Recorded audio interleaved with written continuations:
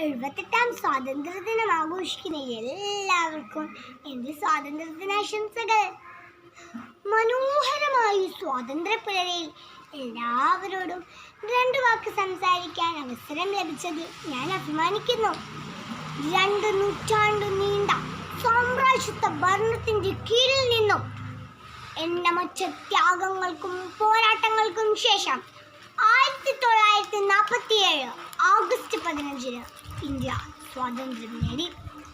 British അടിച്ചമർത്തലിനെതിരെ പോരാടി സ്വാതന്ത്ര്യം എന്ന ഭാരതീയരുടെ അവകാശം തിരികെ നേടിയെടുത്തതിൻ്റെയും ആവേശപൂർവമായ ഓർമ്മ പുതുക്കലാണ് ഓരോ ഓഗസ്റ്റ് 15.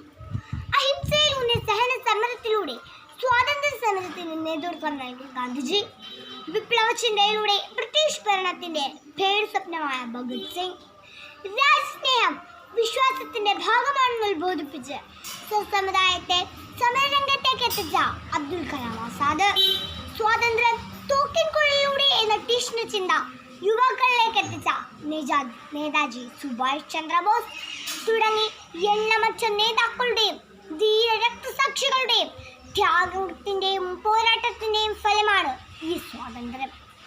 അന്നേ ദിവസം ന്യൂഡൽഹിയിലെ ചെങ്കോട്ടയിൽ ഇന്ത്യൻ പ്രധാനമന്ത്രി ദേശീയ പതാക ഉയർത്തുന്നു. തുടർന്ന് രാജ്യത്തെ അഭിസംബോധന ചെയ്ത് സംസാരിക്കുകയും ചെയ്യുന്നു.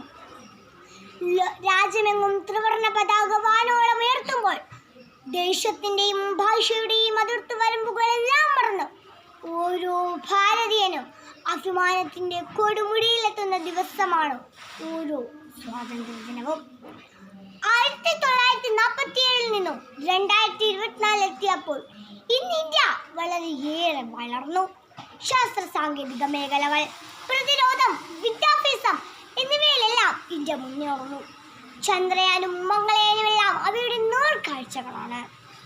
ചന്ദ്രയാൻ 3ന്റെ വിക്ഷേപണത്തോടെ നാം അഭിമാന നേട്ടത്തിന്റെ അനന്ത വികസനത്തിലേക്ക് കുതിച്ചുകൊണ്ടിരുന്നു. ഇന്ന് ലോകത്തിലെ ഏറ്റവും വലിയ ജനാധിപത്യ രാഷ്ട്രം എന്ന ബഹുമതിയോടെ ലോകരാഷ്ട്രങ്ങൾക്കിടയിൽ നമ്മുടെ രാജ്യം തലയുയർത്തി നിൽക്കുന്നു. അഹിംസയിലൂടെ സ്വാതന്ത്ര്യമാണ് നമ്മുടേത്.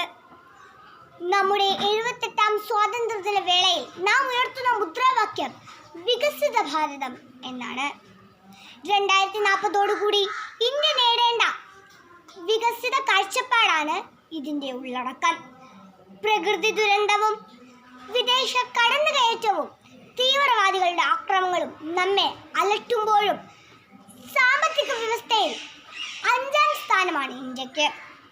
എന്നാലും ഇന്നും ജാതിയുടെയും മതത്തിൻ്റെയും രാഷ്ട്രീയത്തിൻ്റെയും പേരിൽ മനുഷ്യർ പരസ്പരം പടവെട്ടുന്നു.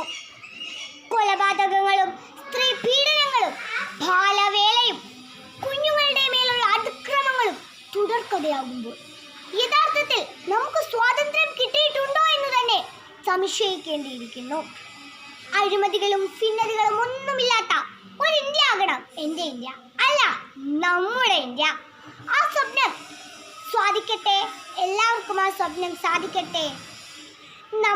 ശത്രു രാജ്യങ്ങളിൽ നിന്നും നമ്മെയും നമ്മുടെ രാജ്യത്തെയും കാത്തു സൂക്ഷിക്കുന്ന നമ്മുടെ അഭിമാനികരായ പട്ടാളക്കാരെയും ഈ ദിനം ഓർക്കണം. വയനാട്ടിൽ ജീവൻ പൊലിഞ്ഞുപോയ എല്ലാവർക്കും വേണ്ടി ഞാൻ പ്രാർത്ഥിച്ചുകൊണ്ട് നിർത്തുന്നു. നന്ദി, നമസ്കാരം. ജയ് ഹിന്ദ്, ജയ് ഭാരത്.